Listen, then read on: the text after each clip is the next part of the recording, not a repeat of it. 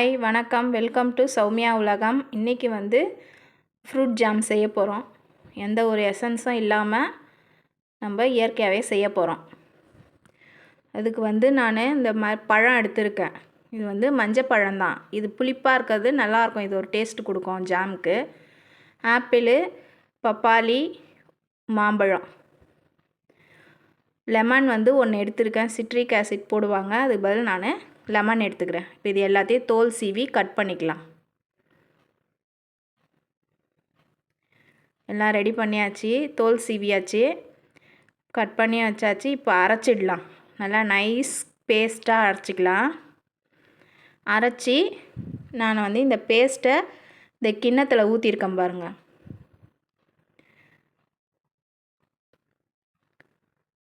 இந்த மாதிரி நம்ம கிண்ணத்தில் ஊற்றி அளந்து ஊற்றினா தான் நம்மளுக்கு சர்க்கரை எவ்வளோ போடணும் அப்படின்ற அந்த அளவு கிடைக்கும். சுகருக்கு மெஷர்மெண்ட் பண்ணுறது இப்படி பண்ணும் போது ஈஸியாக இருக்கும். அந்த ஒரு பேஷன் ஃபுல்லாக நான் அந்த பேஸ்ட்டு ஊற்றிருக்கேன். ஃப்ரூட்ஸு ஒரு பேஷன் ஃபுல்லாக சர்க்கரை போட்டிருக்கேன். இப்போ இதுக்கு ஒரு லெமன் பத்தாது, அதனால் நான் 2 லெமன் பிழிஞ்சிக்கிறேன். லெமன் எதுக்காகனா இது சர்க்கரை மெல்ட் ஆகிட்டு மறுபடியும் கட்ட ஆரம்பிக்கும். ஹீட்டாக மறுபடியும் சர்க்கரை தன்மைக்கே திரும்பும். அந்த மாதிரி திரும்பக்கூடாது அப்படின்றதுக்காக தான் நம்ம இதில் லெமன் பிழிகிறோம். ஸ்டவ் பற்ற வச்சாச்சு. ஸ்டவ் மேலே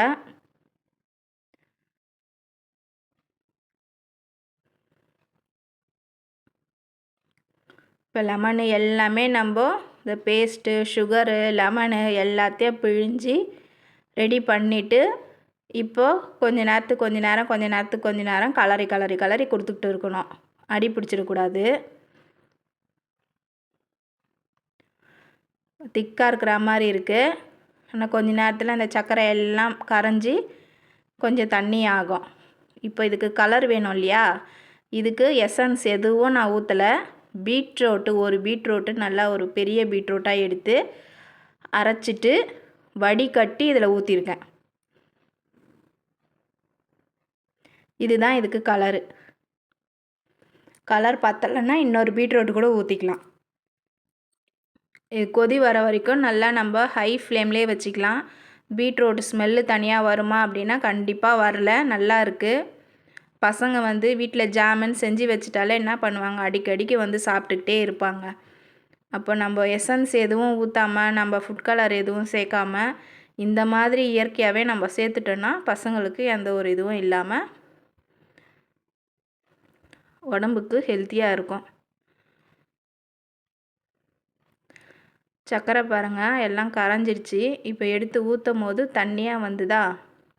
இது ஒரு 1/4 ஹவர் ஆனதுக்கப்புறமா இதோட திக்னஸ் பாருங்கள், நல்லா கொதித்து 1/4 ஹவர் ஆயிருக்கு. அந்த அளவுக்கு வந்திருக்கா. மறுபடியும் இன்னும் ஒரு 1/4 ஹவருக்கு அப்புறமா நம்ம என்ன பண்ணணும்னா ஒரு தட்டில் எடுத்து ஊற்றி பார்க்கணும், வழியுதா அப்படின்னு சொல்லிட்டு. அது கொஞ்சம் தண்ணியாக இருக்குது பாருங்கள். இப்போ இந்த மாதிரி இருக்கக்கூடாது. இது அப்படியே இன்னும் இருக்கட்டும். ஸ்டவ்லேயே வச்சு கை விடாமல் இதுக்கு மேலே கொஞ்சம் உஷாராக கலரணும். நான் அடி பிடிச்சிடும். கை விடாமல் கொஞ்சம் கலரி விட்டுக்கிட்டே இருக்கணும். இன்னும் ஒரு 10 நிமிஷம் கழித்து மறுபடியும் நம்ம அந்த தட்டிலையே வச்சு விட்டு பார்க்கணும். அதை எடுத்து ஊற்றும் போதே அந்த கரண்டிலேருந்து அப்படியே ஒரு கேக்குக்கு பேஸ்ட் எப்படி செய்வோம் அந்த மாதிரி எடுத்து ஊற்றும் போதே திக்காக வரும். அந்த மாதிரி வரணும். அது பாருங்கள், கொஞ்சம் கரண்டியில் ஒட்டி அப்படியே நிற்கிது பாருங்கள்.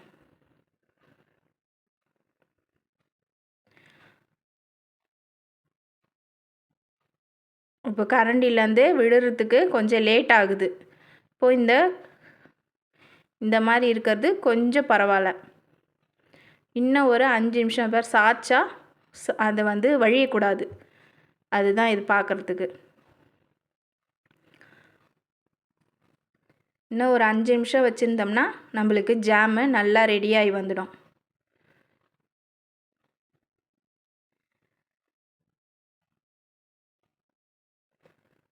இன்னும் ஒரு 5 நிமிஷம் போதும். இப்போ ஸ்லோவாகவே வச்சுக்கலாம். ஸ்லோவாகவே வச்சுட்டு ஒரு 5 நிமிஷம் கழித்து இதை ஸ்டவ்லேருந்து இறக்கி வச்சுக்கலாம். போதும். இந்த அளவுக்கு நம்ம எவ்வளோ நிறைய இருந்தது எவ்வளோ கம்மியாகி குறைஞ்சி வந்திருக்கு பாருங்கள். ஜாமு நல்லா ஆற வச்சு ஒரு பாட்டிலில் போட்டு வச்சுக்கலாம். அவ்வளோதான், ஜாம் ரெடி ஆயிடுச்சு. இது நல்லா ஆறிடுச்சு. ஆறுனதுக்கப்புறம் பாருங்கள், பாட்டிலில் போட்டு நான் வச்சுருக்கேன்.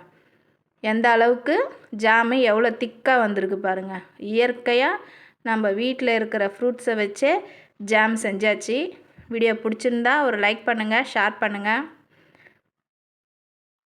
நீங்களும் கண்டிப்பாக செஞ்சு பாருங்கள். சூப்பரான ஜாம், ஃப்ரூட்ஸு, இந்த பனானா ஃப்ளேவர் இதில் அப்படியே வருது. பனானா கொஞ்சம் நிறைய போட்டிருக்கிறதுனால நம்மளுக்கு எந்த ஃப்ரூட்டு அதிகமாக வேணுமோ அதை போட்டு நம்ம செஞ்சுக்கலாம்.